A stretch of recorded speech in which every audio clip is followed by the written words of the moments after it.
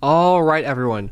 We are officially in the endgame. V2 is taking shape and it feels incredible to finally have our first metal bot of the season just about ready to go. We're just putting those final finishing touches on it now, making sure everything is ready for our first regional in 2.5 weeks. V2 is looking incredibly promising, but you wouldn't know that because there we go.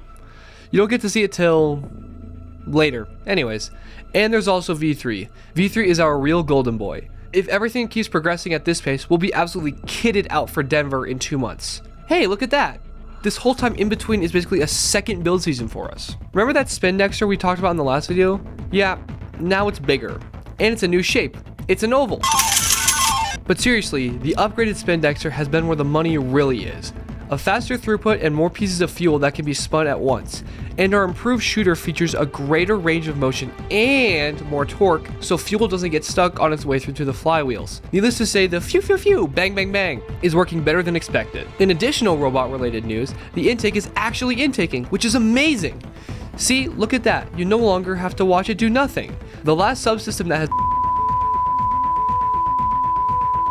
Now shifting gears a bit, let's talk about the other most important group on the team, Special Projects. While everyone else involved in building the robot is getting their hands on the bot, Special Projects instead uses their hands, working with wood to recreate this year's field elements. They design and construct accurate elements to scale so that we can practice driving and testing the robot in a more realistic environment. If you're looking at our lovely wooden structures with pure confusion, go check out our week 1 video, which will shed some light on the importance of each part, which will also give you a better idea of why we designed the robot the way we did. Transition. Special Projects is really useful, especially for letting the people who are building the robot being able to test their designs almost daily whenever they need to. Special Projects has been going really good. Since we only have to build one half the field, we were able to make everything to the drawings and make everything much more detailed with our ability.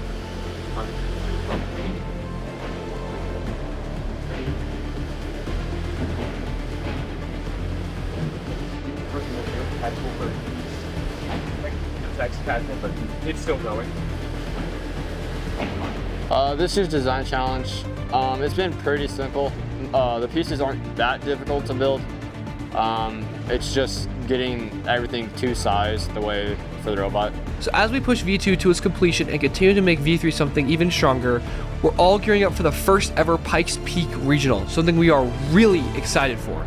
Also, if you've been following our Instagram, you've probably seen the album covers, and perhaps you're wondering what it's about. Well, just know that I mean it. March 4th, 2026, you're not going to want to miss it.